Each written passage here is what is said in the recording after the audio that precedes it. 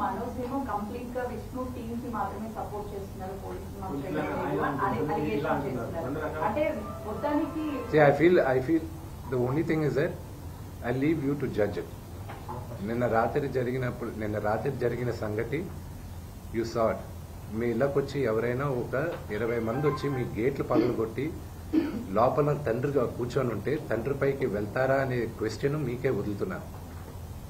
నేను చావనైనా చేస్తాను కానీ అలాంటి పని చేయండి. మా నాన్న నోరు మూసుకో అంటే షడప్.